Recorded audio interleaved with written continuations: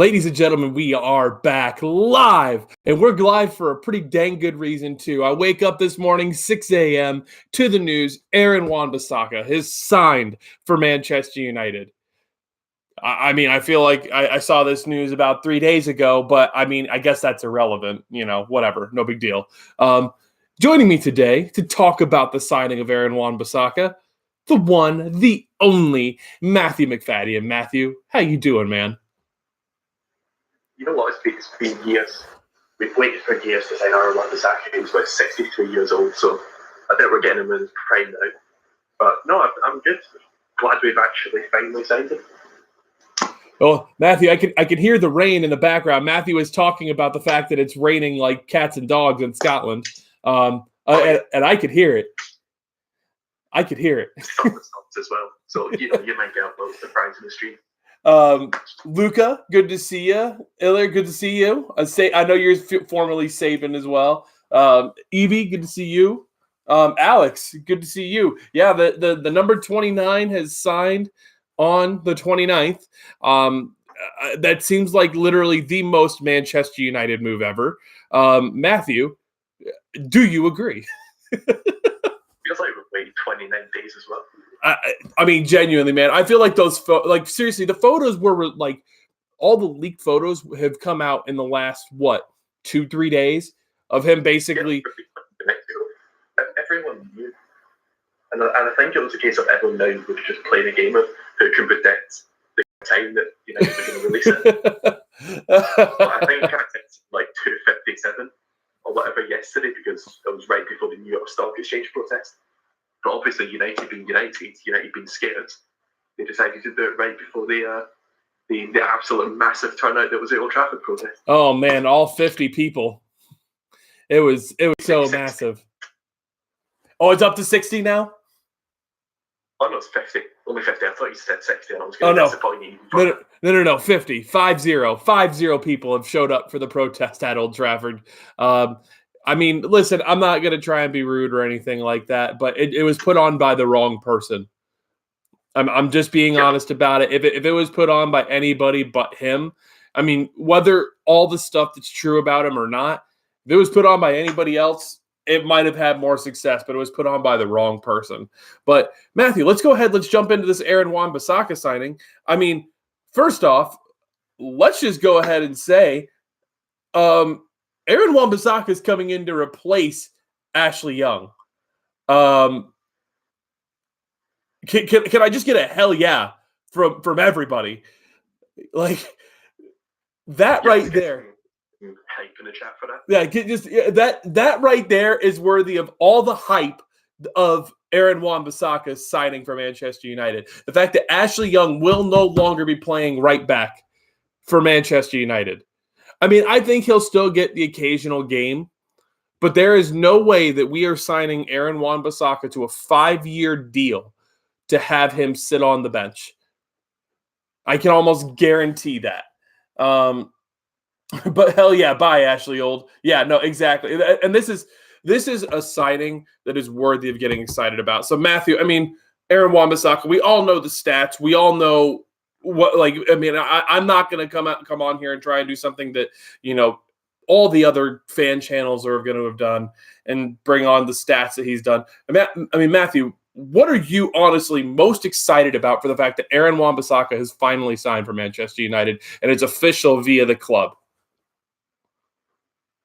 I think the thing that most people know about Wan-Bissaka is the fact that for a modern day fullback, he's just amazing defensively. Yes. And it happened March onwards, probably post PSG, where teams are starting to notice, you know what, this actually young guy, he's terrible. We're just going to target him the whole game. And you saw every single left winger in our opposition team would be man of the match. Like, I remember that Everton game where Lucadinha, I think he got 1 or 2 goals and was comfortably the best player on the pitch. It just happened with so many teams. So it actually gives teams now this sort of uncertainty.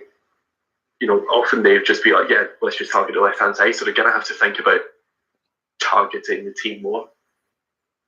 As well as this, there does seem to be the kind of myth about the fact that he's bad going forward when he isn't really. Like, you see it on the ball. I think retweeted or liked a tweet of his highlights, and it shows actually just how good on the ball he is. His crossing might not be absolutely amazing, but when he's actually got the ball with him, like because he used to be a winger or a forward, he knows sort of instinctively what to do up against an opposition fullback, and that sort of got into his head what he needs to do as a fullback. So he's kind of had the experience of playing every single wage role. But yeah, it's going to give us so much more defensive solidity. No, absolutely. And honestly, that's the thing that I think I'm most excited about is the fact that now down that right wing, I mean, and here's another thing to get excited about with Aaron Wan-Bissaka. He is fast. Like he is fast going down that right wing. And like Matthew mentioned, he is no slouch going forward. Like there's the common misnomer that basically he's not very good going forward, and that's just not the truth. It's just that with Crystal Palace, he really didn't have as many opportunities to get forward because he's having to play more defensive. But if you just look at his stats in comparison to Ashley Young, in terms of his defensive stats only, I mean, he blows Ashley Young out of the water. I mean, Matthew, I don't know if you saw the tweet or not yesterday, but ESPN put up who should start at right back for Manchester United, and they put the stats up. Yep. Oh my God, dude! I genuinely thought about blocking ESPN FC. I was like, ESPN can put out some spicy tweets now and again, but I don't know. I think that might have just been a meme. It had to have been just a meme. I hope it was at least. Like that's what there are genuinely some accounts that post terrible stuff like that. And I'm just to go as a meme. But Matthew, just even in those stats, they were like, who should start at right back? And literally every stat was in favor of Aaron Wan-Bissaka. And I'm just like, oh, so basically you're saying Aaron Wan-Bissaka should start for Manchester United. Got it. That's what we have. So Alex Murren says, Alex Marmon, I apologize, Alex, said Wan-Bissaka is one of the best right backs in the Premier League defensively. The area which has been a defensive weakness will not be next season, which, Alex, you're spot on there. J. Hart said that Young is now there to just babysit the kids from the academy, which, in fairness, Matthew, I will say this. I would prefer to have Ashley Young babysitting the kids from the academy than Jesse Lingard. Because I think that Ashley Young will at least put the right mentality into them rather than Jesse Lingard, who will just teach them the dance moves that they need to know.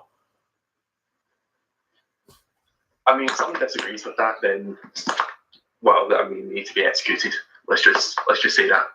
I mean, we talk about all the time. We only deal in facts in 2019, people. Yeah. So, I mean, we hit the dabs. Well, you know what? It's worthy that we hit another dab for Aaron Wan-Bissaka. How about that?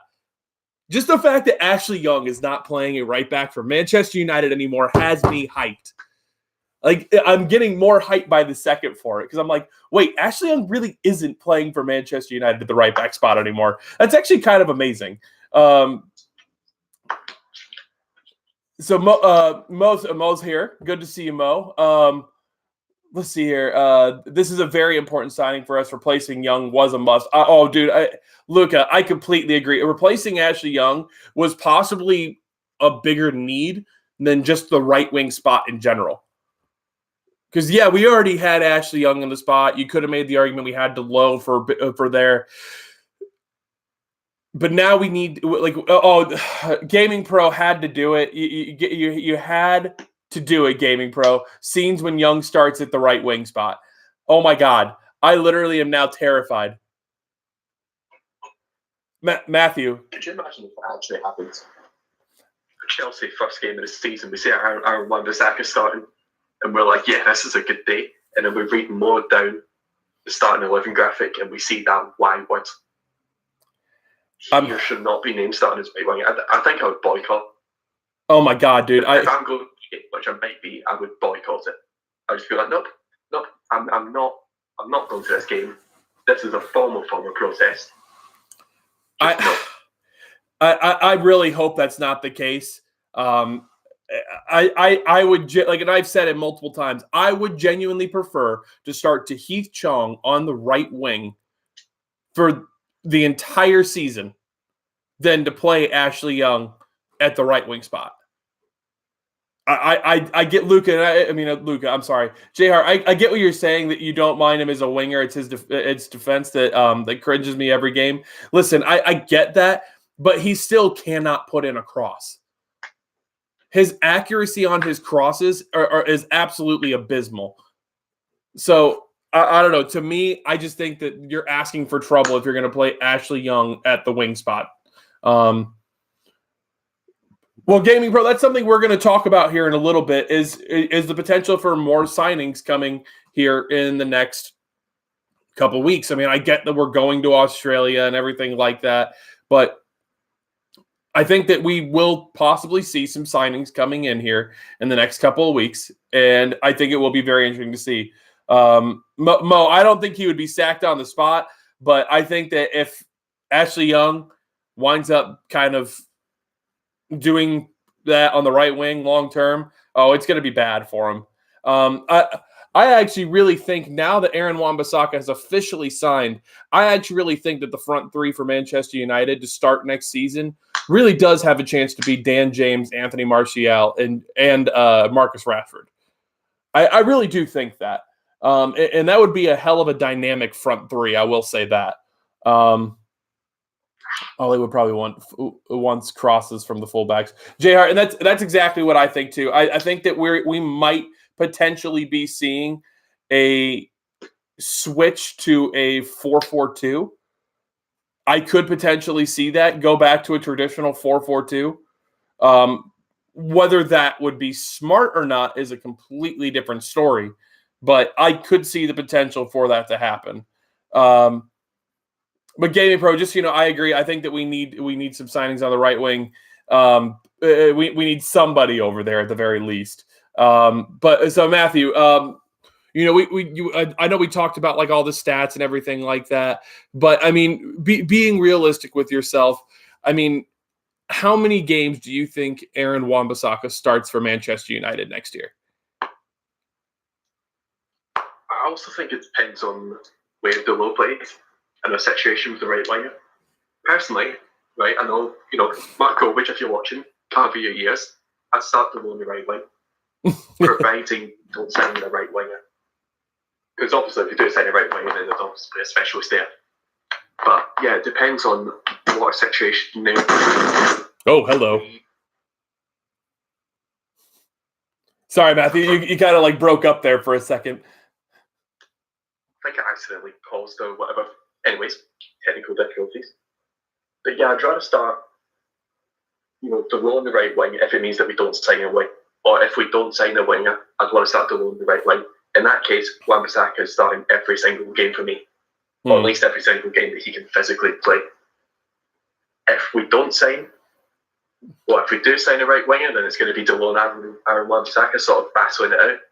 All depends on the opposition, I guess. Because we all know that Delo, even though he's actually a fullback, defensively, going to be very harsh and saying he's pretty rubbish defensively. But going forward, he's got all the attributes that a modern day fullback and winger needs.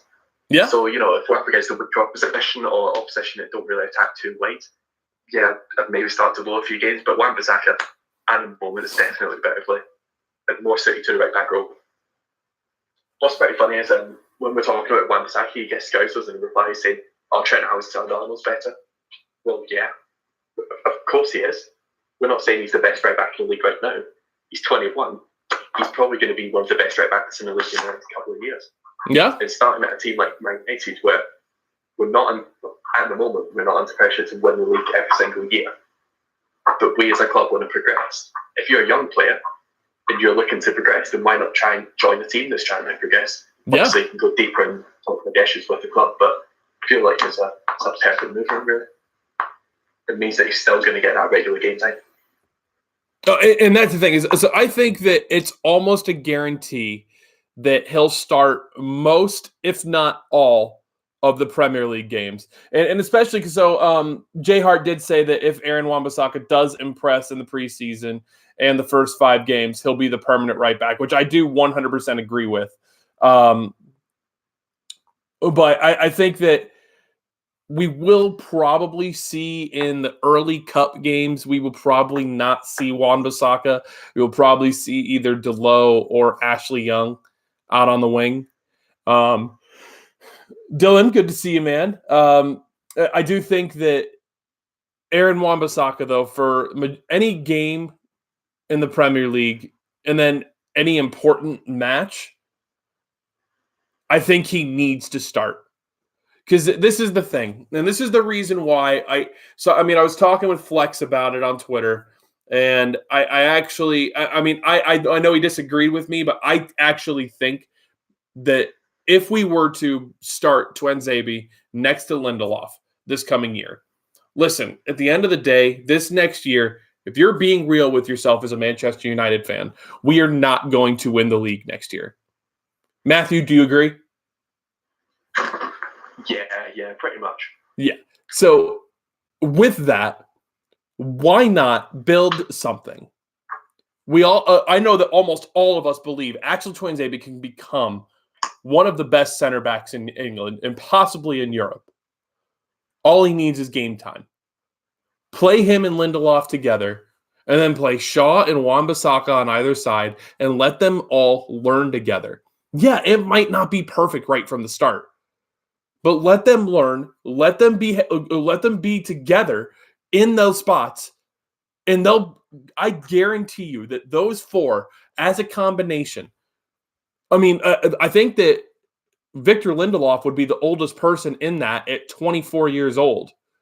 They can all grow together, and they can all become something together for a back four for Manchester United, and that would be phenomenal. And it's something that going into the next season could be the big thing to happen. Because I still believe there is the possibility we go and get a center back. But if we're choosing to have it just be Axel Tuanzebe, be the guy, I'm not going to be that upset. I mean, Matthew, what are your feelings on that? Again, it sort of depends on how we do in terms of transfer window. If we're signing a centre back, I don't think we should keep Tuanzebe or not keep him sort of playing at the club. Just send him out on loan for another year.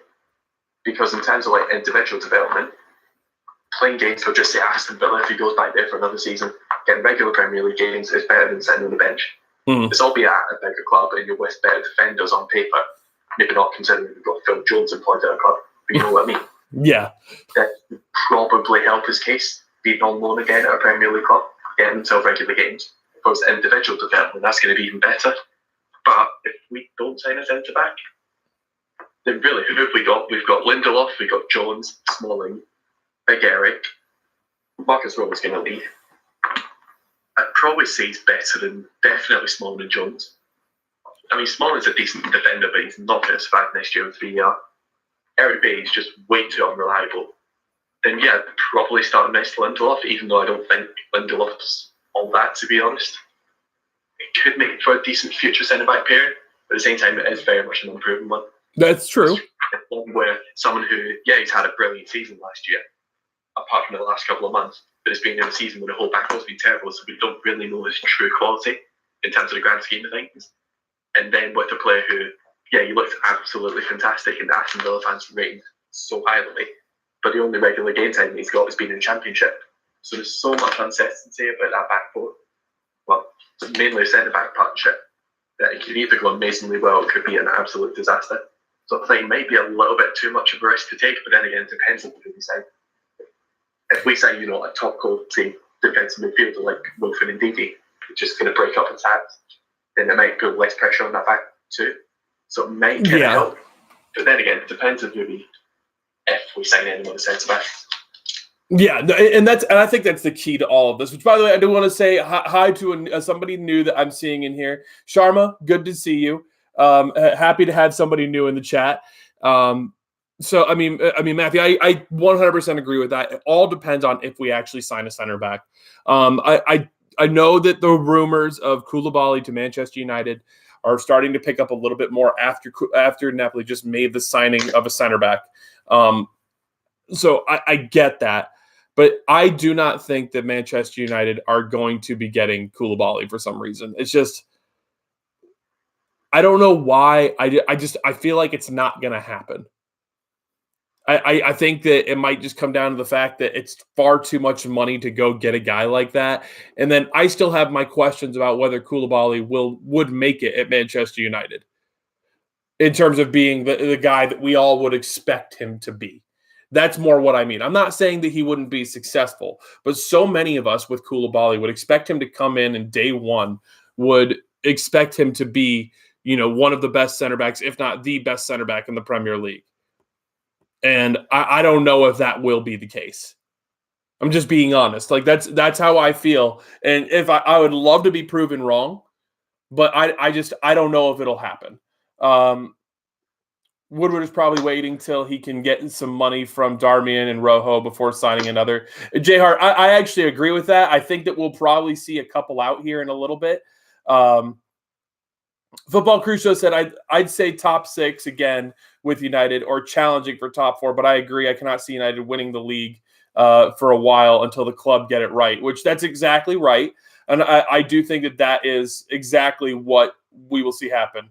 Europa League would be blessing in disguise for us to bring youth into the first team, just as Chelsea did with their youth system. And Gaming Pro, that's a fantastic point and one that I would absolutely agree with. Everything you just said. I think that the Europa League is something where we should be playing all of the kids. We should be playing to Heath Chong, Mason Greenwood. We should be playing Angel Gomez. Every kid that we've got. If they are eligible to be in the Manchester United main squad, I think that we should be playing them in the Europa League games. Do not focus on the Europa League. Focus on the league and see where you can finish with that. Panka said, asked Andrew, can we sign Bruno? Well, so real quick, Panka, we're going to finish off the Aaron Wan-Bissaka talk, and then we'll get into talking about some potential Manchester United signings. Tuizabe is better than Calamity Jones and Smalling, definitely. But, Matthew, real quick, final thoughts on Aaron Wan-Bissaka. I'll keep it to a full-word sentence and just say he's better and young. Yes. But it's the most big statement in the world, but at least it's not young. At least it's not young. That is a season now, and Ashley Young's forced to start. Can you imagine if that happens? If we go into match 1 next year and Ashley Young is starting at right back, I might lose my shit. But I'm just not going to go to the game, even if I'm in Manchester. It would spoil my birthday. And that will be the worst birthday present ever. So Matthew, what I'll say, I'll put it in a little bit more words. I think that Aaron Wan-Bissaka has the potential to be one of the best right backs in England. We all see it. Right now, I would say he's in the top 5 of right backs. But definitely the top 5. I think that it's top 3. You could make the argument he's potentially top 3. I do think so. Because Trent, who plays left, is obviously top. Then you've got Kyle Walker. And then apart from that, what other good right backs are there? And that's exactly it. It's like I can't really name another right back, but I don't want to be that arrogant to say that Aaron Wan-Bissaka is definitely in the top 3. That's why I'll say he's guaranteed top 5.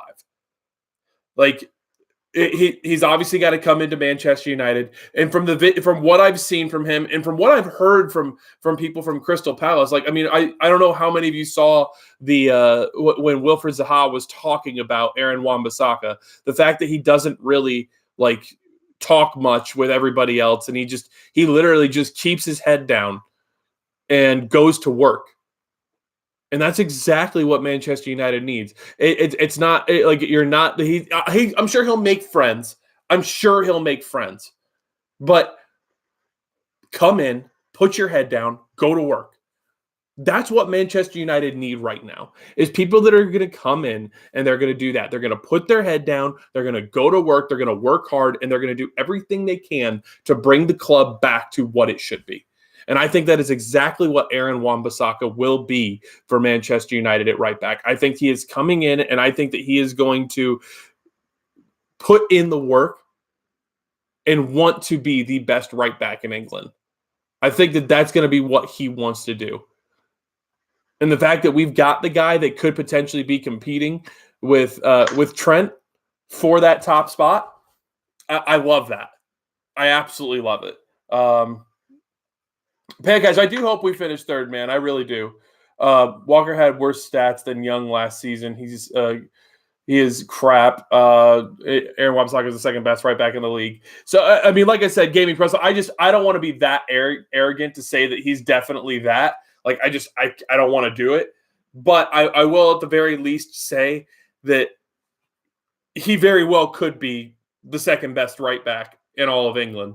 I really do believe that. So, guys, let's go ahead. I'm just kind of reading through real quick.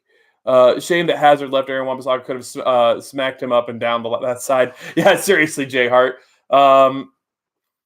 Wait till Lingard gets a hold of him. He'll be no, Jay Hart. I don't know, man. I don't think so. Have you seen the replies this week that he posted? Like, a good third of the replies are just stay away from Jesse at all costs. Okay, I'll have to go look at that. Like, genuinely, about 30% of them are just people saying, just stay away from him, please.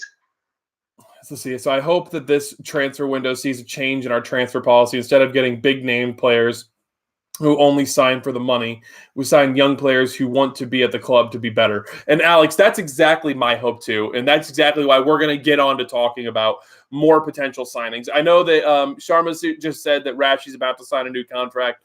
Good for him if he signs it. I hope it's not for ridiculous money. But I mean, if we resign Marcus Rashford, I'm not going to be super unhappy about it.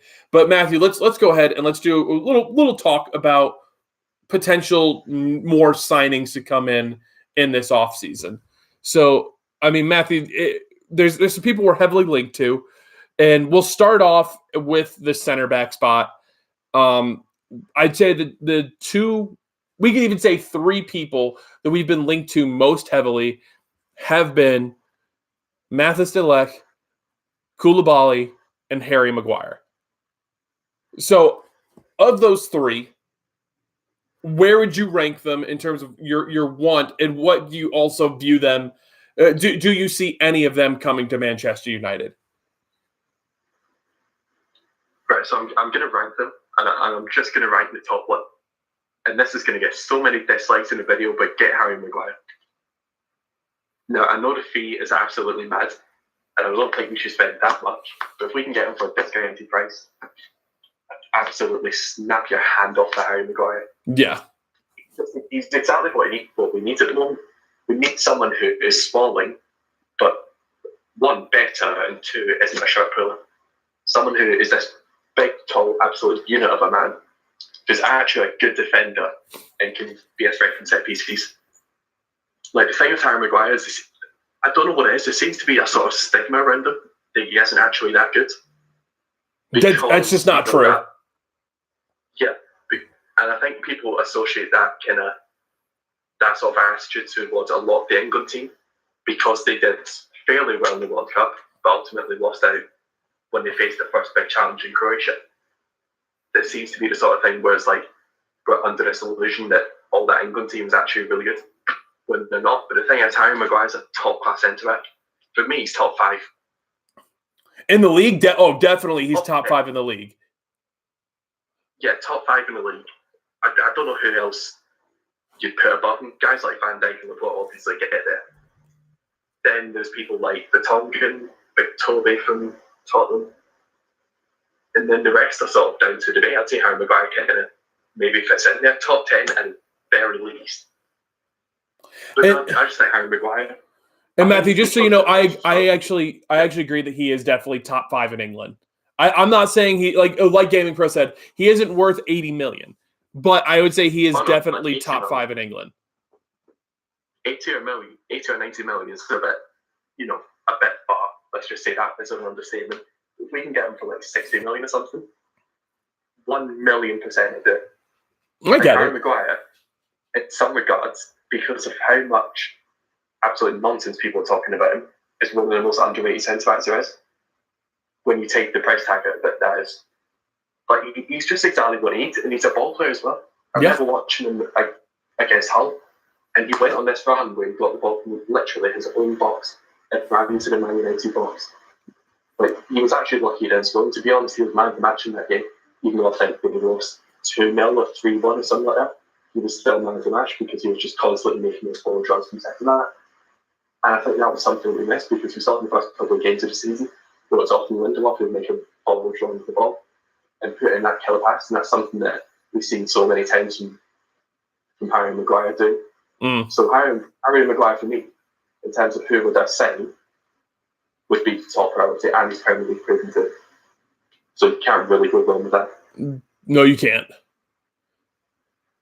So I mean, I realistically don't think as much as so for me, I would say Mathis de Ligt is the guy that I would want above everybody else.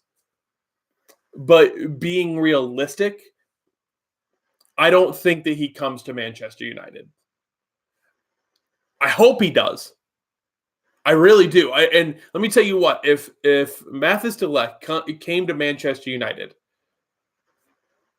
I think that would show the kind of mentality that we would want from somebody that wants to come in for a challenge, somebody that wants to come in and at 19 years old, where he could go to literally any club in all of Europe.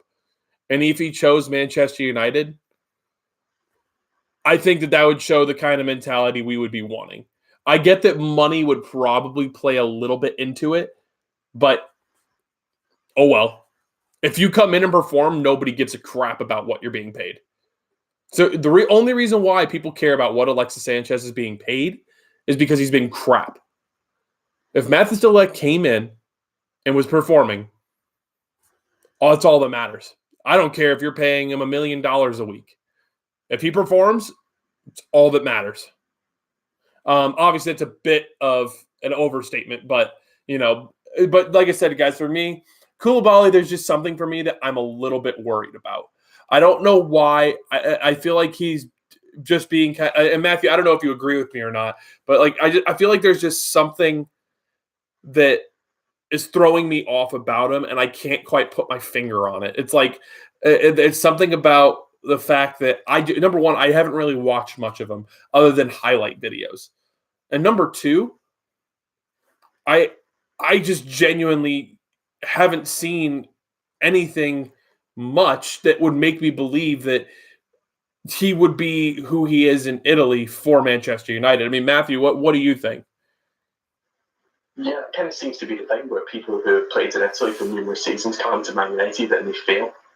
Like, don't get me wrong, he's probably, in terms of, at this second, the best out of the three in terms of playing ability. But the fact that he's nearly 28 years old means that he's going to have to come into the team and immediately hit the ground running, or else he's going to start going on into decline. Because when you have that uncertain year, when you're in your prime, that's almost it for you. You're not going to hit those heights that you hit naturally. So again, it's a bit of a risk, even though he probably is the best player out of those three. And for 100+ million as well, we're hoping to strengthen numerous positions. I don't feel like spending 100 million on one guy who isn't proven in the Premier League yet, and ultimately there is that kind of uncertainty around him. I don't think that's the most wise option. It's almost to say to me, you've got £90 million to spend on either Harry Maguire or Coulibaly. I'd go for Harry Maguire because of that Premier League proven. I actually agree with you. I can kind of see Coulibaly going to PSG because I think he's part French as well as Senegalese. He is. And I think they've only got like two centre-backs there who actually regularly play centre-back. And they've got Thiago Silva, who's about 306 years old. So they kind of need reinforcements there. So can see him going there, especially if De Ligt isn't going to go there. And it seems like he's going to go see Juventus by the looks of it. That's kind of what I've seen too, but the links I've seen with Juventus haven't even been very strong links, which has been kind of weird. It's like we saw the one little bit about it, and then there's been nothing since, which has been really, really weird about it. But so let me see. So Sophie, good to see you. Very good to see you. Of course, we're ecstatic with Aaron Wan-Bissaka signing. Just to not have Ashley Young playing at right back anymore is amazing. Let's see here. I don't mind Maguire or Coulibaly. I just want to sign one of them in this transfer window. I'd go with Maguire, but even he looks like he's going to go to City. Luca, I hope not. I really do hope not. Mo thinks that Coulibaly is too good to fail in the EPL. And Mo, you very well may be right. And if he does come to Manchester United, I really do hope I'm proven wrong. Like I said, because I haven't seen much of him, because I will full on admit, I did not watch much of the Italian league this last year, and especially not Napoli. I actually saw a few full games of Mathis de Ligt playing for Ajax, both in the league and in the Champions League. So I know a little bit more about him than I even do Coulibaly. But yeah, if it went for me, I would say that De Ligt is the number one on my list. After that, it'd be Maguire and then Coulibaly in terms of who is available on that list. And Matthew, I'm just guessing you would probably reverse Harry Maguire and De Ligt. Yeah, very much. Fair, and that's fair enough. So the other position that we're kind of linked to is the midfield. I know that we're kind of linked to the right wing as well. I'm kind of going to go like this with that. We're kind of linked to the right wing, but we'll just kind of move up in terms of positions. So Matthew, the midfielders that I would say we have been most strongly linked to in terms of actual links, in terms of actually being linked to them, have been James Madison and Bruno Fernandez. Those are realistically the only two people I have seen us linked to. And I would be genuinely happy with getting either or, but we always have to have a preference inside of that. So Matthew, for you, those two, and maybe Matthew, have you seen anybody else besides those two for the midfield that we've been linked to? I've mentioned Sean Longstaff, but I don't really think it's worth going into that. Yeah, I don't see that happening. I think he stays at Newcastle for another year. I just feel like that the Sean Longstaff stuff is. Oh, I guess the other guy we've kind of been linked to, especially earlier in the window, was Declan Rice. I think we could probably throw him in there as well. But I think that. Yeah, I think that Declan Rice is somebody that we could just look at the CDM spot, and I think that that's kind of a little bit different than where Bruno Fernandez and James Madison would play, because I think actually both of them would play in a more box-to-box role for Manchester United. So, Matthew, of those two specifically, and if you want to throw Declan Rice in there, what would be your preference in those players? It's such a difficult one because look, our front three isn't really performing.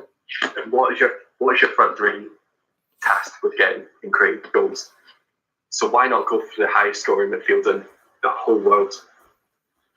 You know, on paper it seems like a no-brainer getting Bruno Fernandez, but at the same time, the only very slight worry that I have regarding him, otherwise I'd absolutely snap your hand off for him, is the fact that when he was at Italy, he didn't do that well. Italy's obviously a much stronger league than the Portuguese league. But then again, you know, people seem to do well in different leagues, irrespective of the quality, so it could depend on that. The thing with James Madison is he's obviously, I think, 3 years younger, created the most chances in Europe, and he's English as well, so it kind of helps with that British core and also helps the whole goal growth. But for me, if we're going off just purely football ability, then it's got to be Fernandez. But at the same time, I wouldn't be too annoyed with Madison, to say the least. I absolutely love him. But I think it's a case of who you actually love more. So here's my thing. Again, Bruno Fernandez is a guy I haven't seen much of, but for people that have actually watched him play, they talk him up a lot. I do have my concerns over Bruno Fernandez, but I would definitely be happy to have him. But if I'm being honest, I could see the potential for a double swoop for getting Harry Maguire and James Madison, and the potential for there to be money and a player that would go to Leicester. I really think that is a true possibility of getting both of those players. And for me, and I'm very honest about how I feel, guys. You know that about me. I would prefer James Madison to Bruno Fernandez. I watched a lot of James Madison last year playing for Leicester. I really did. And I believe that James Madison has everything that he needs to be a true success at Manchester United. I've watched him game in and game out. I probably watched 20 to 30 Leicester games last year because I like the club. I full on admit I like the club. And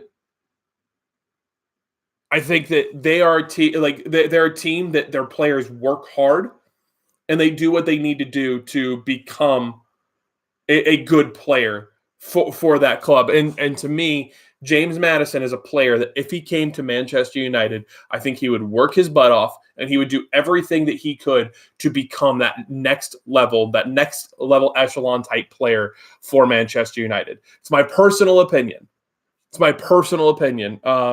But I think that if we got, I'm just being honest, if we got either or of Bruno Fernandez or James Madison, I would not be upset in the very least. I have a feeling we will see one of those two sign. I'm not fully convinced we go get a center back. I'm just being honest. I'm not fully convinced on it. But I do think that we go get a midfielder because of losing Ander Herrera and Marouane Fellaini in the last 6 months. I think that we will likely see that. Yeah, Pekaz, honestly, I would take both Madison and Bruno Fernandez. I just don't see it happening. The Evening Standard have reported about Longstaff and Fernandez going to Man United. Definitely a better source than the Sun. Oh, Alex, 100%. Any source is better than the Sun. But Arthur is a better source than the Sun. Let's be real about it. Leicester City will not want to sell all of their best players. If they lose Maguire, they won't be selling Madison as well. Alex, and that's where I do agree with you. I think that unless a lot of money came in, unless we paid the $80 million for Maguire and then paid I think that the rumored price for James Madison was somewhere around 35 to 40 million. Matthew, I mean, I don't know if you saw that as well. I think so. It kind of rings a bell. Yeah, I feel like that's about where it was at. I think that that's what I would see happening. We can get Tielemans for less money compared to Rice. Gaming Pro, Yuri Tielemans is somebody I would definitely take at Manchester United as well.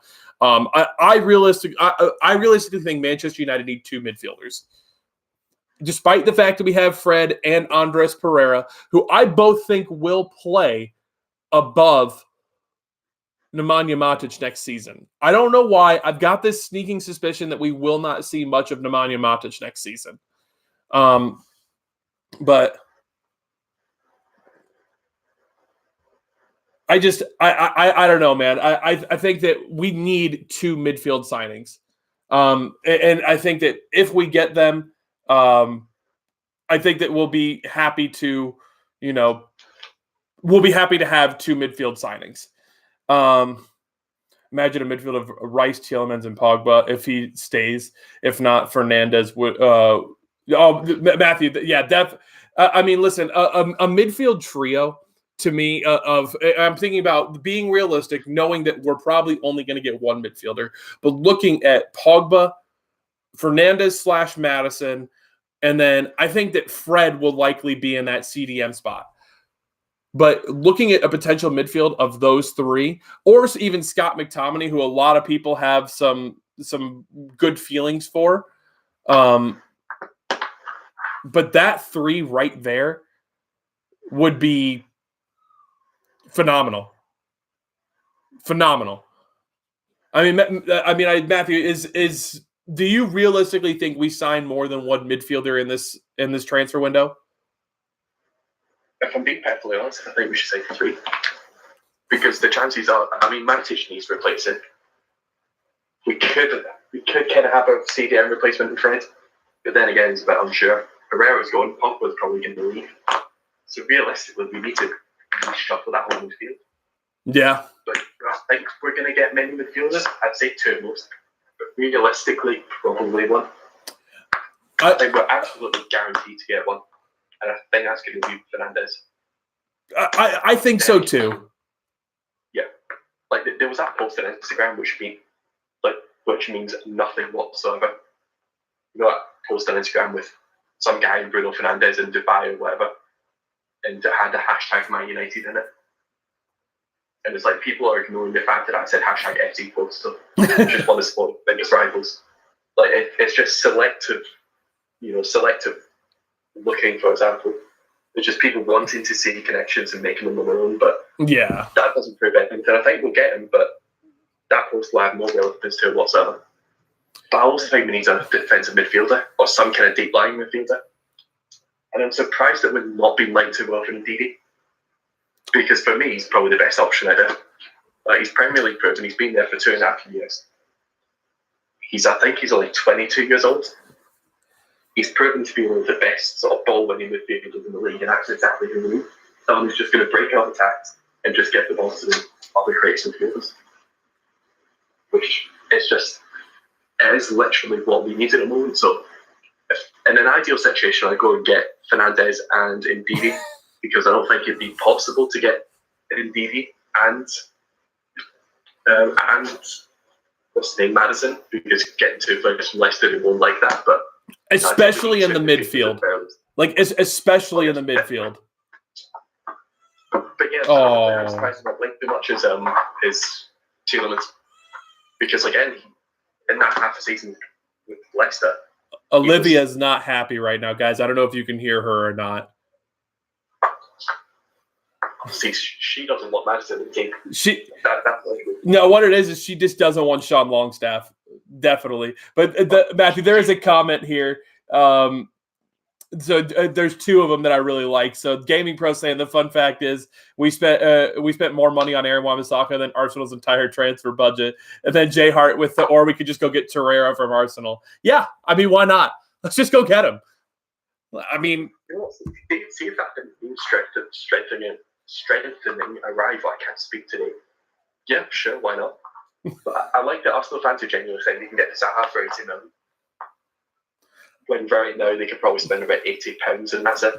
That sounds about right. No, but Olivia's just not happy right now, guys. She's not happy that Manchester United have only made 2 signings. That's really what it is. But so, I mean, Matthew, I think that, like you said, I think that Ndidi and Madison, that's definitely not going to happen. If we got one or the other, I would be happy. I would love to have both. If we get Ndidi or Madison, then it probably means no Harry Maguire too. That's a guarantee.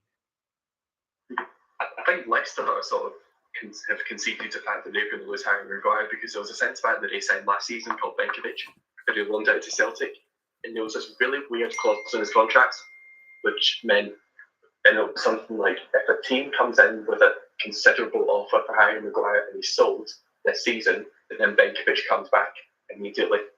The fact that they've put that into a player's loan deal just says all about the fact that they know that Harry Maguire is going to be sold in, and they're kind of preparing for life after Harry Maguire. So I think to them it's not the end of the world if they sell.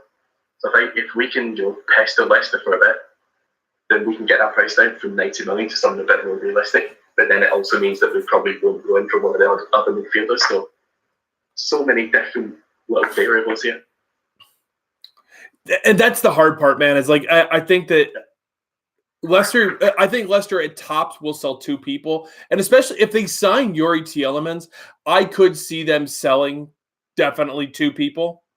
But I actually really hope that James Madison or Wilfred Ndidi or somebody we go after. But I just have not seen anybody, I mean anybody, linked to Ndidi. That's why I think that he just winds up staying at Leicester this season. Indeed, Neves doesn't matter. Yeah, like, and that's true too. Is I haven't seen anybody linked to Ruben Neves. Yep.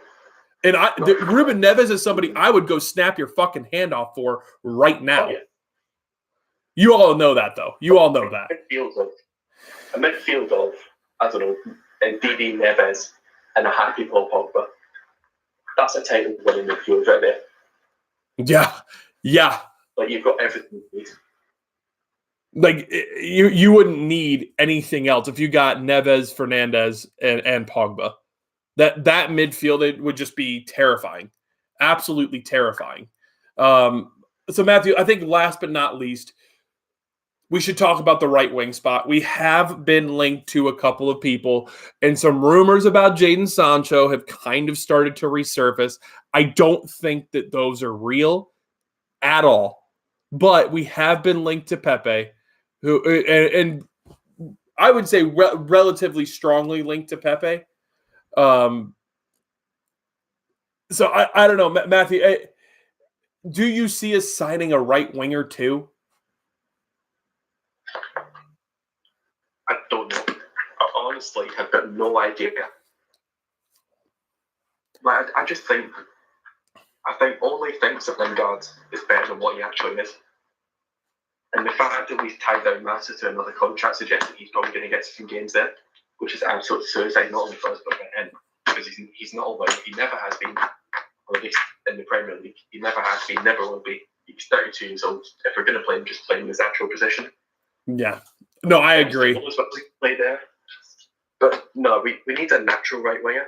That is hardly any options out there. There's Pepe, who's banged on about the fact that he was Champions League football, or at least his agent has. What's the name? Jadon Sancho staying at Dortmund.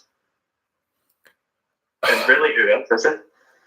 I think that it was just basically those two. I know that there have been some, nothing serious, but there have been some links that Irving Lozano wants to come to Manchester United. It's not that United have been interested, but Irving Lozano wants to go to Manchester United. He prefers a move to Manchester United. And then I guess you could technically say that Antoine Griezmann has been linked there. And that, oh my gosh. So Griezmann, I know Bale has been quote unquote linked there, but it's not realistic. Bale will not come to Manchester United. I'll put down a guarantee on that. And then Wilfried Zaha has also been kind of linked to Manchester United as well. But I mean, of those guys, I mean, do you see any of them coming? I think the only semi-realistic one is Chucky Lozano. But apart from that, like, all the options just seem to just swindle out completely. I'm surprised. There's one guy who plays for Fiorentina. He's not as known as like Sancho and Pepe, but he's called Federico Chiesa. I think he's 21 years old. And I think it was Fiorentina had only just escaped relegation. But people are talking about him like he's by an absolute medal, the best player, playing to all sorts of clubs around the world, but not being mentioned for United. And he's a natural right winger. He's a goal scorer as well. So I'm surprised that name hasn't been mentioned. But yeah, it just seems like the right wing options at the moment, through one way or the other, just don't seem to be able to happen. No, I have a feeling that Lozano's going to be the sort of Nicolas Gaetan, where he's mentioned every single summer, because they know it will just get clicks and sales, and ultimately I'm out of it. Matthew, I will say this about Irving Lozano. Yeah. Irving Lozano is somebody that I think that of all the people that I just mentioned, I think besides Jadon Sancho, because I think if Jadon Sancho came to Manchester United, he seems like he's got the mentality that he wants to prove that he's one of the best in the world. I think besides those two, everybody else would just be coming to us for money. And I don't want somebody that's going to just come to Manchester United because they're going to get paid the most amount of money. I want somebody to come to Manchester United because they want to come and prove that they are one of the best in the world. And Irving Lozano and Jadon Sancho are the only two that fit that profile, in my opinion. Hey, Bobs. There's Arthur, guys. Oh. Surprise Arthur appears. Hi, babies. Hi. That is surprising. You want to say hi? You want to say hi? Olivia says hi, guys. She's not happy that Manchester United have only made 2 signings to this point. She's not.